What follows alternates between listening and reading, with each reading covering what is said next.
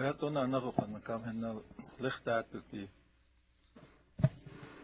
Apetu yamani chansna lechon kata wellness na. Oglala Lakota College daha ashna le. Oglala Lakota College woyake. Wapche unkapi ashna. Lechi wellness na woyake le ohunkanka naish oy haha. Ashna Lakotia ashna. Iwagalakin ha nakun washitia ashna unkwaka.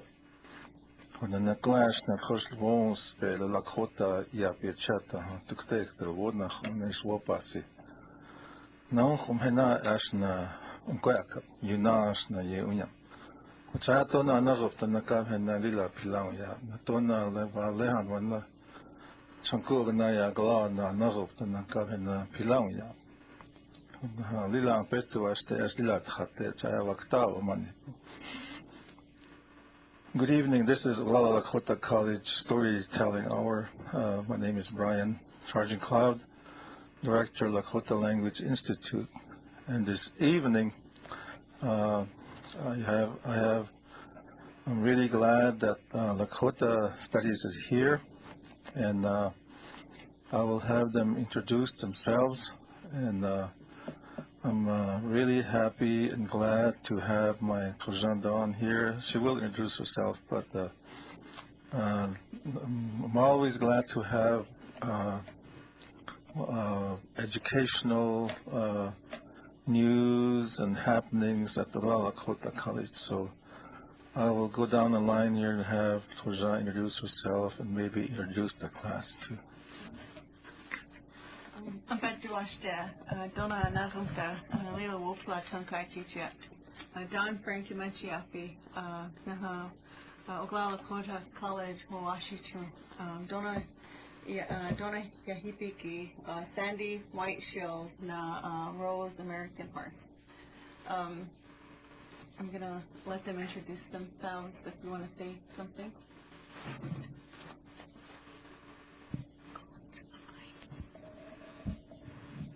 They didn't hear you. Good evening. My name is Rose American Horse, and I'm one of the students taking traditional food, plants, and herbs this semester.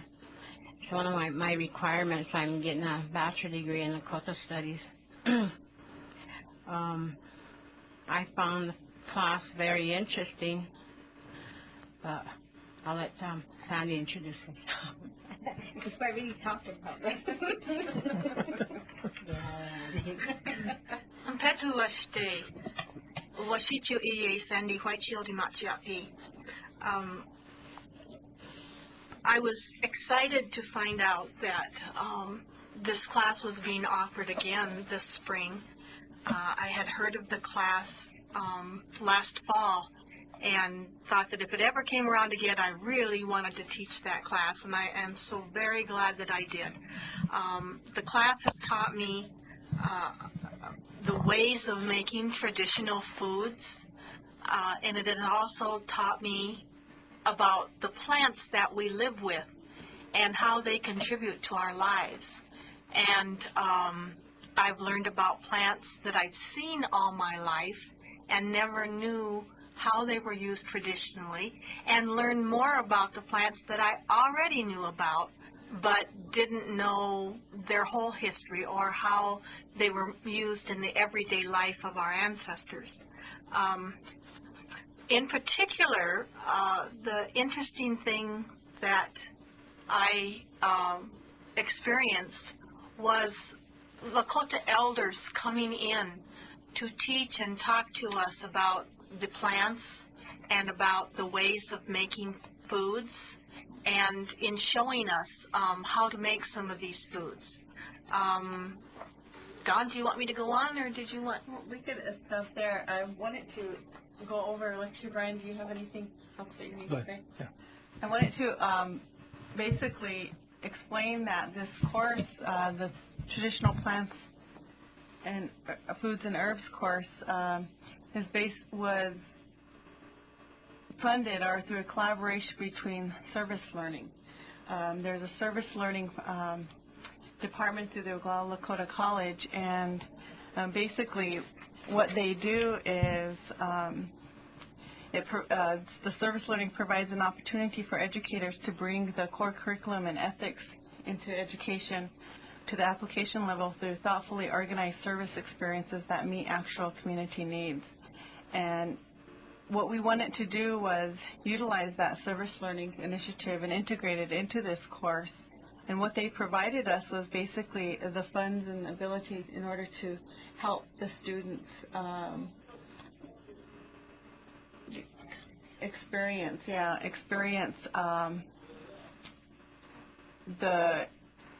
it's not really experience, but gathering the knowledge from the elders in our community and gathering community resources to come in and supplement this course.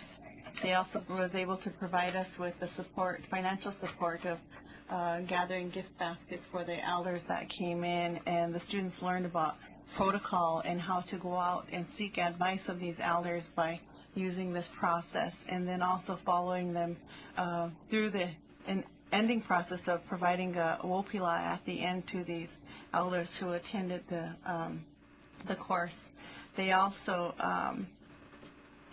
were able to gain knowledge of traditional processing of certain types of foods or common use foods that we commonly know, and they also, the Service Learning Initiative, our grant, also helped provide them with mileage and certain materials that they needed throughout the course, like their plant pressing, bapa, timsila that we purchased from local harvesters and people who had that on hand, who have it for their own use but was willing to provide it to the grant. The people who are involved in service learning, Roberta Featherman, who is one of our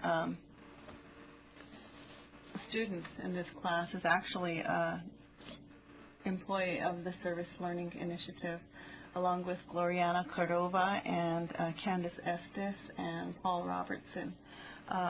Roberta was supposed to elaborate more on the service learning component, where I guess at a loss because I don't really fully understand their total program, only from what we had submitted from the mini grant that we used to fund this effort.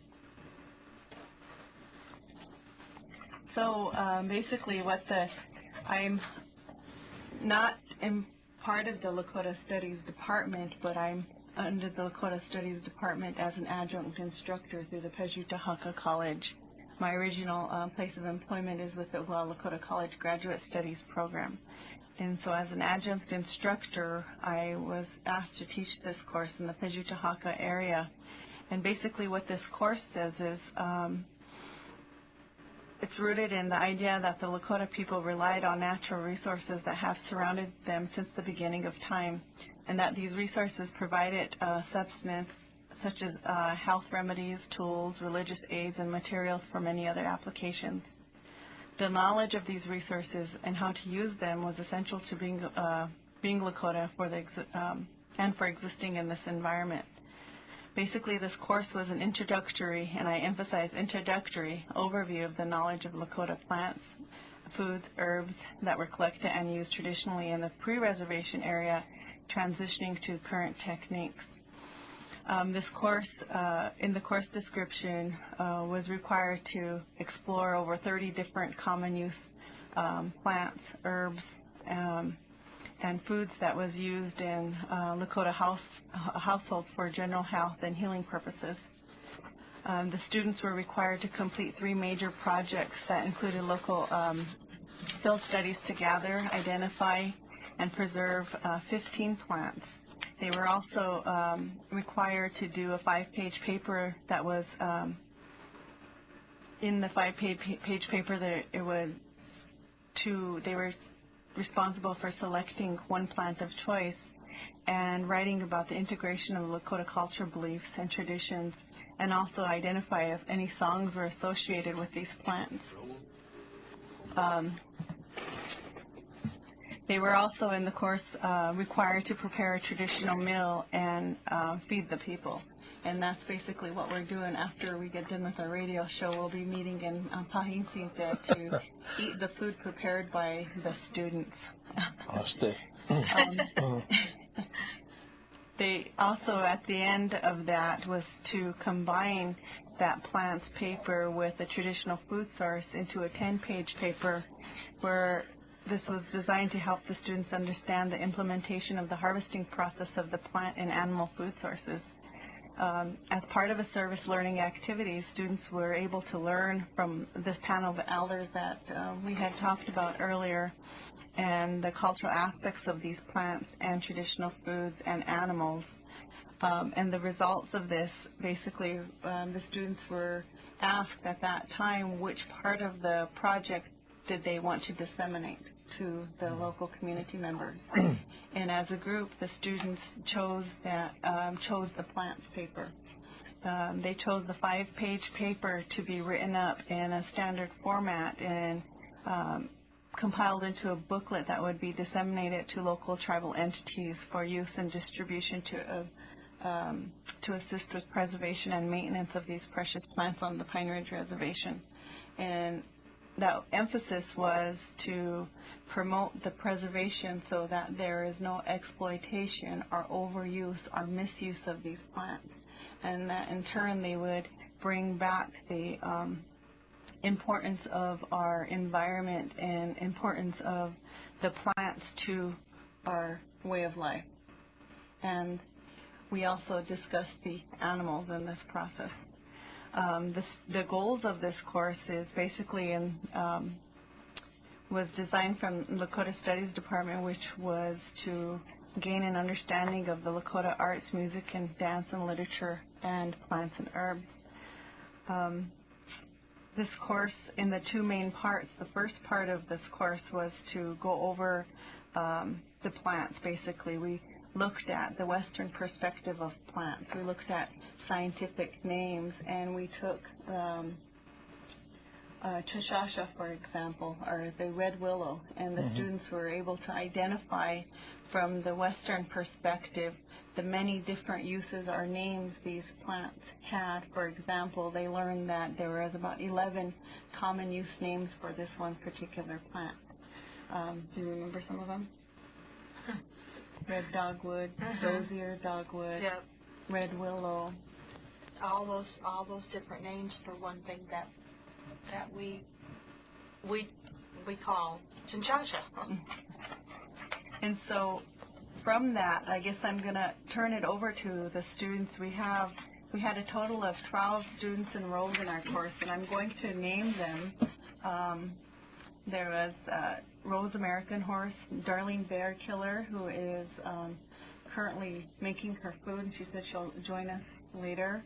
Donna Christensen Heathershaw, Cinnamon Cooney, Roberta Featherman, Edwin Harris, Robert Patton, Imogene Roy, Noreen Tubals, and Sandy, of course. So with that, I'm going to go ahead and turn it over to Rose and Sandy and allow them to expound on what they have learned and talk about anything particular of interest, and to also, tell about their experiences from the course and what they've learned in relation to service learning and what it brought to them. So I guess I'll turn it over to you.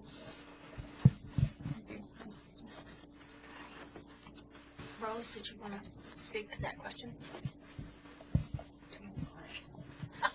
Did you want to talk about what Don said? About your experiences in this class, what you've learned, and how valuable this service learning experience was in your life and community research.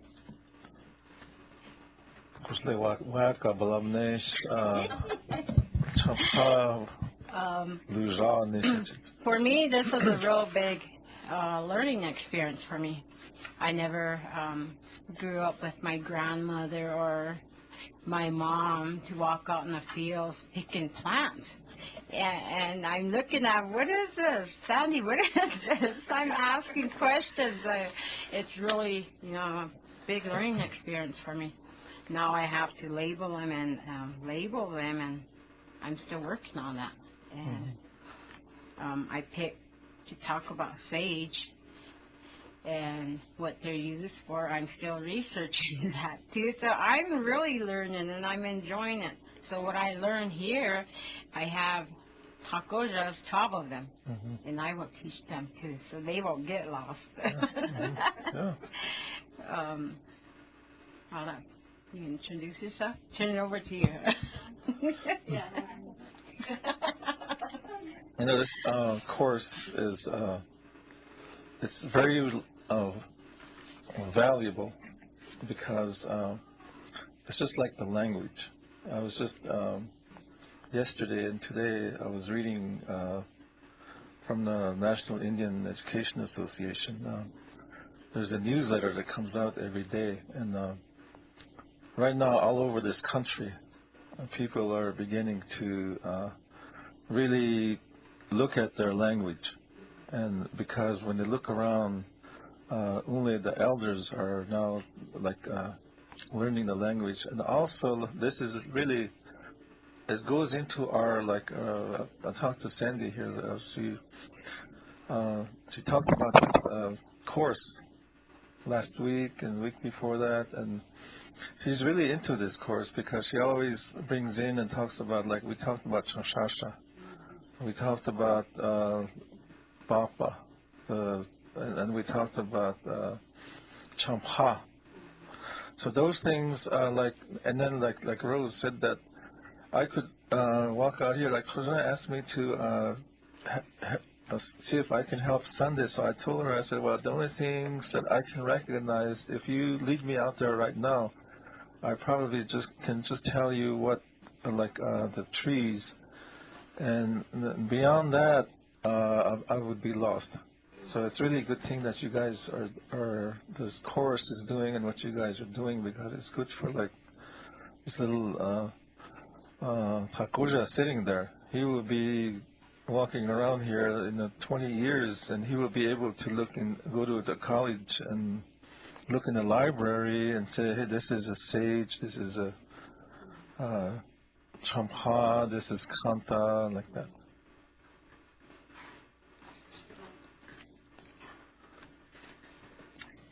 Well, when I started collecting plants, my collection area ranged from Nemo, South Dakota, to a little, northeast of Allen. So we covered a lot of territory, and the plant that I chose to write about was kinnikinick. And I chose that because it was one of the first plants that my mother taught me about. But I learned in this course that kinnikinick has so many other uses than what my mother taught me. What my mother had said was that the kinnikinick leaves were used as an additive to the smoking mixture, and I found that that is true. Kinnikinick the leaves were dried, and then they were added to the red willow, the way we take it, and also sometimes chokecherry was prepared in the same way as the red willow, and then sumac leaves were also used. And each family historically had their own recipe of how they would combine these different elements to make their blend of pipe tobacco. But then I learned that kinnikinick, that the berries of the kinnikinick were used for teas and were used to treat bladder and urinary tract infections in the old way. So that was interesting. And then also the berries have a high content of tannin in them, and they were sometimes used when hides were being prepared.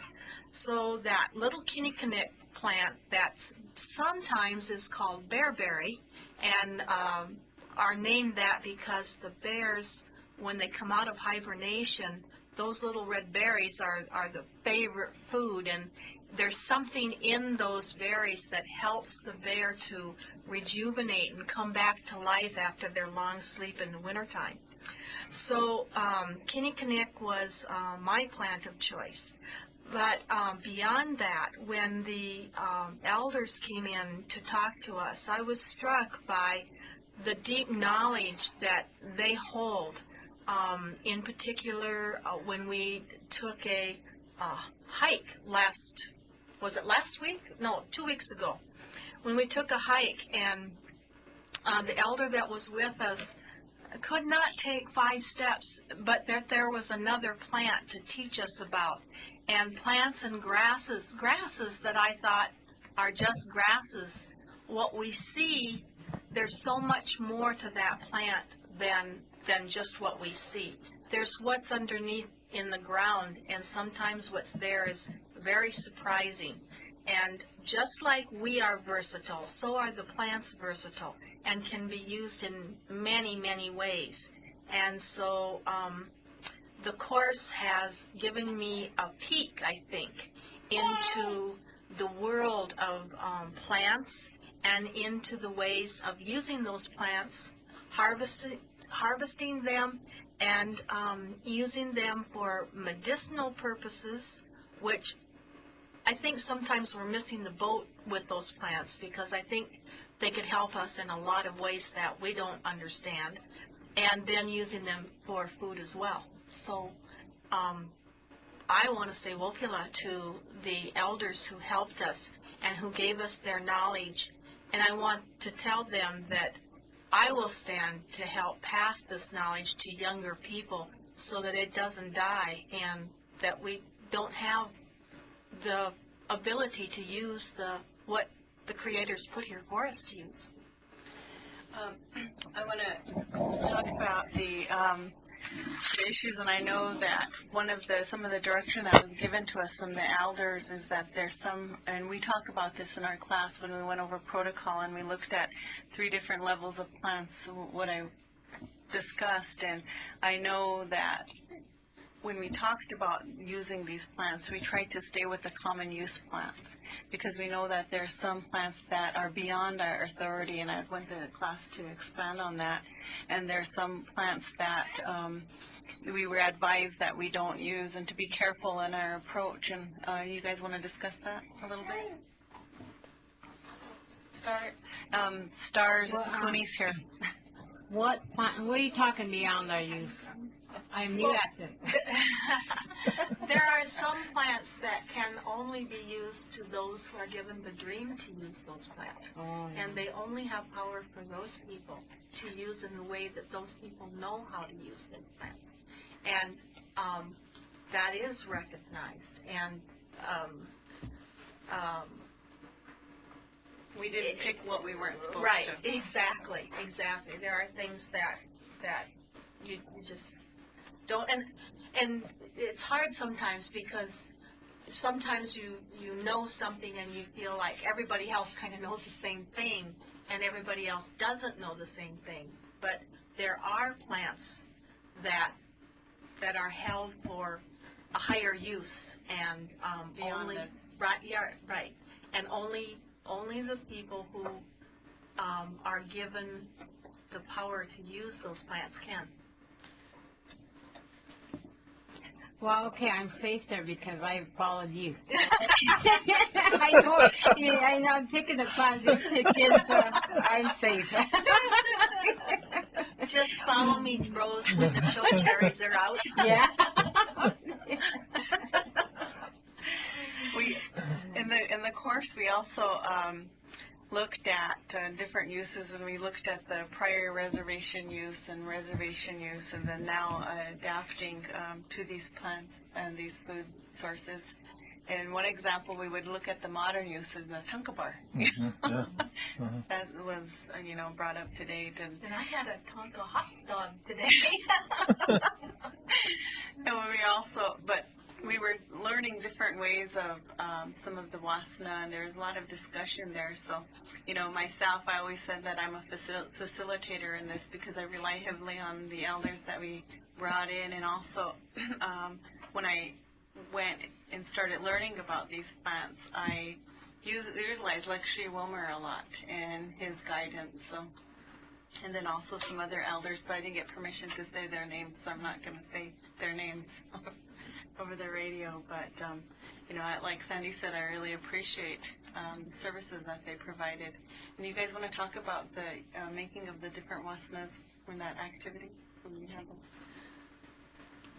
Yeah, okay. That was a learning experience for me, too, because I never had anyone show me how to make wasna. We did team silo wasna.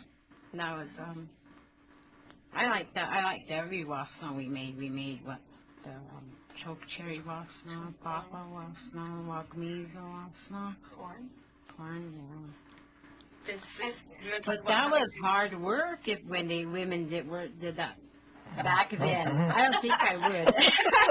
That's hard. But in doing that, we used both the traditional ways, the old ways of making that wasna, and we also used new ways. We used a blender, and we used a grinder. Those are also hard to use. But also, when there is a difference in the taste of the different wasnas, depending on what utensil was used to make them. There is a difference in the taste of a stone ground choke cherry wasna than from a grinder ground up choke cherry wasna. It was amazing to be able to watch it being done, or actually doing it, and then tasting all the different, what the different results were from the different utensils. So that was very interesting. We also got to make, got some buffalo leg bones, and got to take the bone marrow and use that in the making of the wasna. And I've got to say that really did not taste like I thought it looked. I really, it was not unappealing to me. I really liked it, and I sort of do want to stress too that the foods that we made traditionally and looked at traditionally are so wholesome for you, and the bone marrow is a wholesome food for you, and it's my intent that I'll use some of the traditional ways and foods in my diet more often than never. So, do you want to talk about the harvest, the proper time of harvesting, like when we were on a time limit with the chinchasha in the beginning of the semester? Go ahead. I have and no protocol idea. and how we had to do that. Well, chinchasha cannot be taken after the first thunders come back, because the thunders put the life force in the ground, and so chinchasha. You're learning. Well, in how to do it. Okay. In taking the chinchasha, first of all, we had to take it when it was before the thunders came, and when it was cold, when it was red, and then we took it back and we skinned. We took the top layer of the chinchasha off, and then we used different apparatuses to take off the next layer between the inner layer of the chinchasha and the outer layer, to take that off, to peel that away, and then we dried it and to use in tobacco. And so moderation, right? We didn't overuse or... Right. We didn't. Sometimes when chinchasha is taken, people can take a little too much of the layer that you're supposed to take, and but also as a class, we didn't come back with just bundles and bundles of chinchasha. We only took as much as what we could use to learn from. Yeah. Mm-hmm. You probably don't need that much. You don't need. Maybe you need just a little a bottle. Mm-hmm. Maybe 4 feet long or something. And make it a bottle, and that'll last you for a long time. The class actually used one strand each, and then they got a pretty good. Yeah. And then I took mine and blended it in different quantities with the kinnikinnick. And some choke cherry, and so I'm kind of in the process of seeing which mixture I like. From that, I think the class raised a lot of questions, and they seen the importance of making that and how, like Brian was saying, you don't need that much. And I think now we're hearing stories in the discussions that people are overusing it and taking it all instead of just taking what they need. And so that brought up the issue of preserving these plants and only to know how to use them and what to use them and only take what you need, and proper harvesting, like the discussion of the tinsula. When is the proper harvesting of the tinsula, and what does it look like, and then how did they preserve it? And the class learned, how you would dry it rather than putting it on the braid. So that's coming up. The tinsula season's coming up, so we need to also remember and be considerate of giving back. And the stories that Lexi Wilmer told about the tinsula that the class learned about. I don't know if you can tell the story over the air, but you can. Can you? Yeah. You can. You can. I tell the story I didn't get before I do have to say that in working in a traditional way, you have to work in a traditional way. I was making some baba, and I was working with it, trying to figure out which way was the best way to cut, and feeling it, and I've got to say that I was really having some trouble until I started a prayer, and then the cuts just came easy, and it was thin and nice, and I could tell that that's the way it was supposed to be. And so when we do these things in a traditional way, we can't just go take a traditional plant. We have to say a prayer, and we have to pay attention that plant is giving its life and for us, and that we've got to give a prayer of thanks for that gift from the Creator to us. And we're going to eat your baba. And we're going to eat the baba tonight. And Star, you brought sarsaparilla tea. And Rose. Taniga. Taniga. Taniga is bad. That's not the traditional way. It's really spiced. Today's Taniga. Tukis Taniga is takuko okaga hechacha islas. That's one thing about our Lakota ways. They never stand still. They never do stand still. They are a continual evolution. They always have been, and I hope they always will be.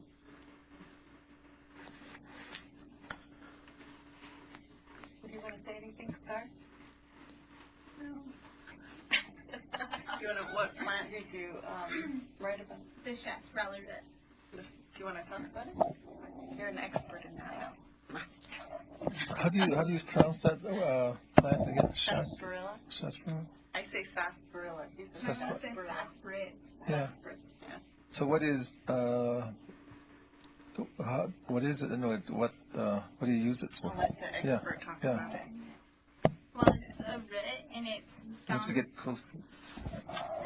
It's a root found in mostly North Carolina, I believe, and it's the main ingredients in root beer. Oh. And I don't know, I guess you can make tea out of it, which I did.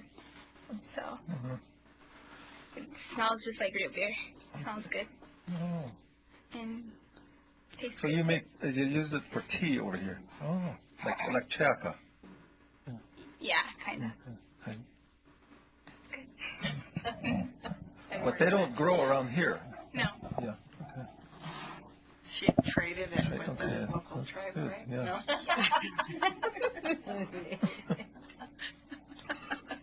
I was really amazed at some of the plants that I've always looked at as a nuisance plant, and they ended up being kind of really important. And one is the licorice plant, and it's one with those little kind of I don't want to say reddish brown cockleburs on it, and you get those on you, or your horse gets them in their mane, and they're just a mess. But it's really a neat plant, and one that you can use for teas and ailments and things like that. So that plant was another plant you guys learned about for teas, but it had medicinal purposes. Yeah, right. A lot of the plants are 2 or 3-fold in how they're used. So, and it, depending on what part of the plant that you use, because you can use all different parts. You can use flowers, you can use leaves, you can use root, and you can use combinations of plants. So I feel like we just started into this knowledge. And so is there a traditional Lakota plants and foods too? I don't know. I just asked for this answer. You know, And that's something that we were discussing, is that even for my own knowledge, I still always feel inadequate because there's a lot of people out there that have more knowledge that I still need to learn from. So having to do this was, I felt humble and inadequate to teach it. And I'm really fortunate that the elders were willing to support me and willing to step up and provide their support. And I wished I would have got their permission to say their names over the air to thank them.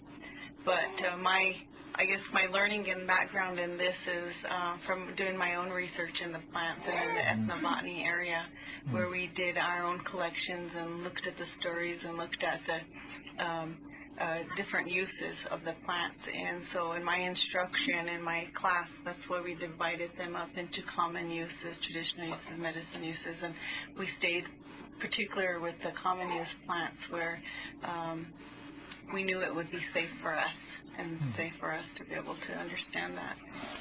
And I guess as a student, I really want to extend a wopula to the Service Learning Department to make it possible for these elders to come in and show and talk to us about the plants and the foods, because that's the best way to learn is from someone who's had firsthand knowledge and experience. And Don has in some of these areas, but the stories that went along with the learning was really nice to hear, and it makes your learning easier to hear those stories. You know, this morning, in the mornings, I'm usually at the Paisinte, the immersion, and the college, they brought some books over from Piawichoni, and there was they have 21 different books, and one of the, I was looking at them, and there was a book there, and I learned something today, and maybe I learned it before, but it reminded me that animals have a purpose in life. Each animal that you see in this world, they all have a purpose in life, and they're like, we all have a purpose in life as humans. We can be heroes. We can leave things for generations, like what you guys are doing. And then it says that animals are like that too, like the shunka, the shmaka, the stegaleshka. And then these plants, each one of these plants that you see along the river, they all have a purpose in life, and they all have a gift. And that's what you're cataloging, and that's really something that it's really important. And then like if you listen to like people talk, or especially our elders, they always say that remember, like, things come in fours in the Lakota culture, and then like these plants, they have this the hutka is the root, and then the hute is the main thing, and then you have the choape and what grows on it.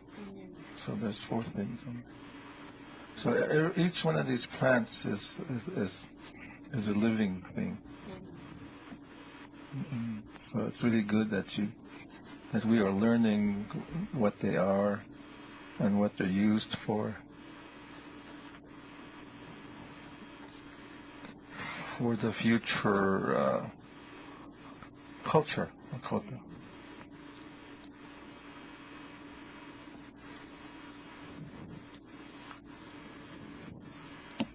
Rose, do you have anything else you need to say? I think this class should have been in two, plants, food itself, and then the plants. Because we're going through this real fast, and I'm trying to catch what they say, right? Don't look at my notes. I said, geez, I'm trying to catch up to everything. Because it's really, for me, I've really enjoyed the class. You know, I've really learned a lot. And I'm right behind Sandy. I'm really learning from her. And I'd like to thank the elders that were there. We learned from them. You know, they're people a long time ago, you know, people sat and listened.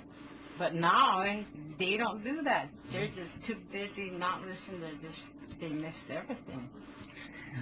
Well, and it doesn't take a classroom setting to learn. If the elders are out there and they hear us talking about, you know, what a good time we had and how much we learned and how important this knowledge is, if you have stories, tell your Dakota, tell them about this knowledge so that someday they tell theirs. That's what I plan to do. Yeah. I plan to share everything I've learned with my grandchildren, so they would at least know something, not come in not knowing anything.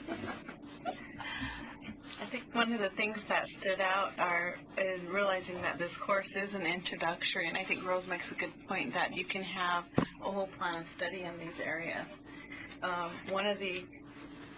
What we were talking to amongst ourselves is that we need to focus on the process. The students were able to learn the Western scientific process of ethnobotany and how to identify them in the species and genus and how to code them, and realizing that there's a lot of different common names of these plants.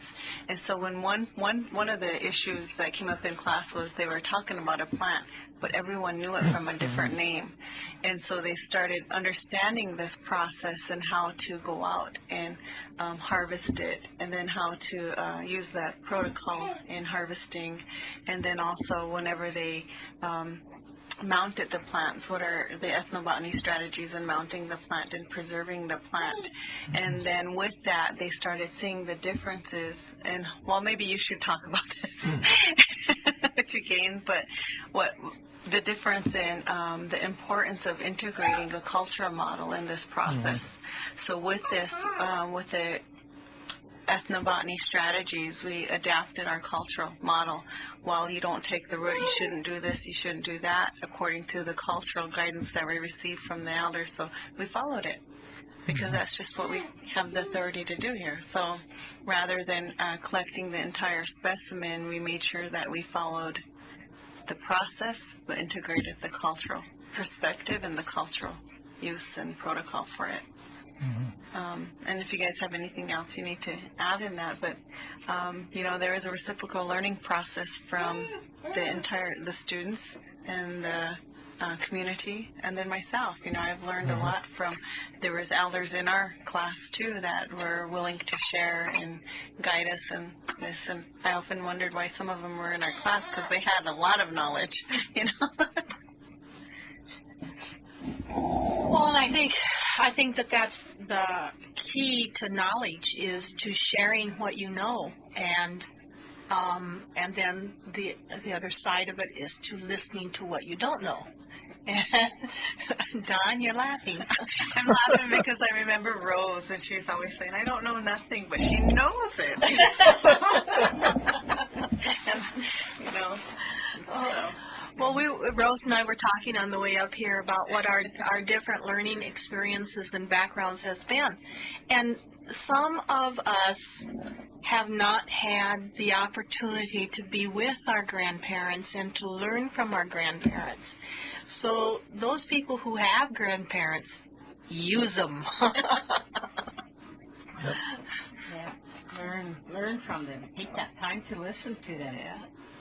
And that word you mentioned, sharing, is really important. It's really, whatever we do, whether it's a project or like from personal experience, the project that I'm working on, that sharing and working together is really important. And whether there's 27 projects like this in this country, and we're all trying to work together. We're all trying to work in one direction. Remember, you mentioned that too, one direction. That when you do that, then you're just like the kea, the turtle. The turtle is patient, and they say that he has that fortitude and perseverance. So even though you're going slow, you're going to get there. And next year I'll have all my plants on that board. Where's this one plant where we have curly cup gumweed? And do you remember that plant? When I brought it to the class, and I had the specimen, and they were like, "Oh my God, we see this alongside the road," you know. But when they realize that it grows everywhere, you can go outside and practically eat off of the land. But you can't eat curly cup gumweed. I mean, that was wrong to say with that sentence. Well, it's the same way with mullein. You know, all my life, ranchers have really not liked mullein because it's not a good cow food. But mullein is a really good plant to have around. I learned, and so it's that way.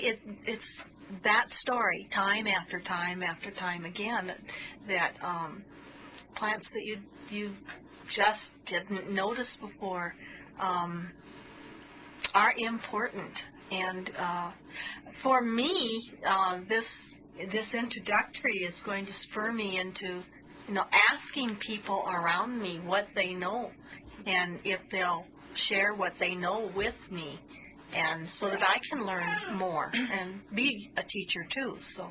We also talked about toxins and like mullein. There's a certain time you can't use that, right? Right. There is. There is a certain time you can't use it and take it. And there's a certain time to harvest it. Right. Do you guys remember when to harvest it? Well, for different uses. Yes. When the flower is out is when you take the cone. Yeah, but you can't use that part. Not the cone, but the flower, the yellow part. You have to use that for some things. And then the leaves are used for another thing. But I don't remember right now when the leaves can be taken. I think it's later than earlier. First grow. The first grow. Okay. So, you want to say anything, sir? No. You need to say something. Well, you have learned. No. Okay. And then Sandy was talking about wakabalaki. Wakabalaki is where you make the dry meat, and that takes not too many people do that anymore. Probably we all have used a modern method, meat slicer, but a long time ago, that you see the G sit there and make papa. She'll be sitting there with a piece of meat, and then that piece of meat comes from I think it's from the back, right? And then they can take a piece of meat and make that into like a 4 feet long bubble, dry meat. And they, I don't know how. Me, I wouldn't know how to do it. And also like the wakab happy, they making the choke cherries. When they instead of using a grinder, they have the I don't know what you call them in English. They have them a long time ago. They used to have these round or square rocks, but I don't know how they do that. But they're like a big plate, right? And then they have the little rock in their hand that's also made so that you can hold on to it. And that's all you do. You sit there all day and just pound on cherries. That's hard work. Yeah, that's really hard. Sandy did that. Sandy owns one for the other Dawn. They have one. Yeah. It's hard work. But it's the one that tastes the best. Yeah. Everyone was around the table with that rock. Pounding. But now you can just take your handful, put it into a grinder, and just, or else you can put it into a. Do you have electric blender? Yeah. Just hit the button and let it grind up. Yeah. And then all you gotta do is make the patties, right? And then dry it. And they also used some corn, right? Yeah. The wagmeza, they parched it. We had rainbow of corn colors, and did you guys parch that for you? You used it? Yeah. Okay. So they parched it, and then we stone ground that, and we used a blender and a grinder. Yeah. And the stone ground, I don't know, it doesn't come out quite as powdery as the blender, and it sticks better together with the bone marrow. So there's just a difference in how your processing takes place. So We also used tushin. We also use kidney fat.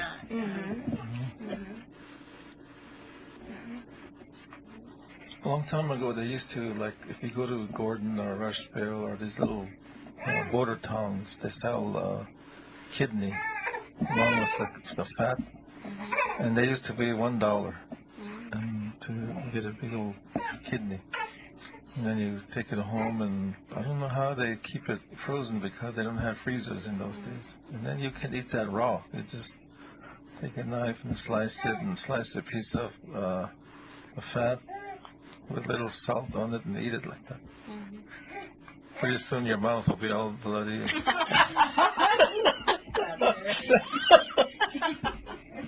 Come back from cremation with kidney and 2 zeros. Kidney and 2 zeros. But I don't see that in stores anymore. The kidney, they don't do that. I think you can at Western Meats. In Western Meats, yeah. So, any of you out there, listeners, if you eat kidney and kidney fat, go to Western Meats. And Sioux Nation. And Sioux Nation, yeah. Yeah. Sioux Nation, okay, yeah. And then the Timstila, will be here, like this is Friday's May 15th. A long time ago, it used to be around the first week in June when they start, they're, I don't know if they're ready, but they're pretty good size about that. But the last few years, they're either late or early. I don't know which one it is. But I don't know. Maybe it's because of the times are changing. Yeah. Yeah. Maybe this world, the Earth, is moved a little bit, so things are either slow or fast.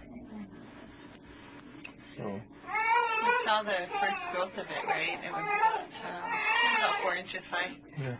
Yeah, coming out. So. So that's coming up, Pimsla. And then in July will be the Chungpa. Kanta. I don't see no Kanta anymore. Not too many. And then that in June is Wichaganoshka. Like June berries. And those, we don't see too many of that anymore because maybe they're still around, but you have to look for them. Before they used to be really common because they used to go down. A long time ago, they used to go over the hill and get some June berries in June, make ojapi and fried bread. But today you have to look for them. A long time ago, you don't even have to look for them. You just go over the hill and they're there.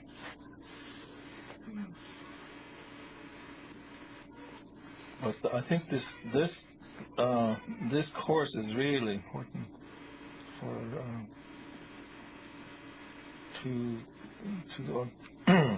the future generations.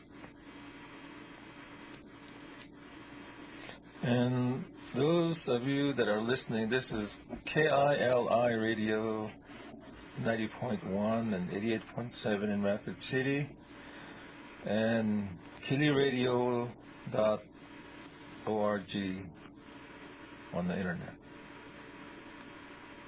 And I would like to say hello to a former coach of mine, and he might be listening on KILI over the internet. Mr. Doyle, if you're listening, I'm glad you called. And is there any more comments? Hi to your family. Yeah, go ahead. I'd like to say good evening to my kids. I know some of you are listening, and my takojas out there, and my husband. He's probably really listening. And to the coworkers, Alva, Janice, Travis. That's all I like to say. Well, I'd like to say hello to our fellow students who weren't able to make it up today. I hope that you're going to be there when we get there to eat. I hope you brought something good. And I'd like to say hello to my children and my Dakoja as well. And hello and thank you to those elders who helped us to learn this semester. And thanks to Dawn, too. I'd like to say, I guess hello to my children, Gabriel, Portia, Savannah, Marilyn, Caroline, and to my two grandsons, Andre and Jaden. Hello. And to my mother and my aunts and uncles and all of my family. Wopila Tanka, Nazunta. Chicha. And I'm really glad to have this course and all of you, Dawn and Sandy and Rose. You're welcome back anytime. This is Storytelling Hour from Oglala Lakota College. And thank you for listening and have a real good evening.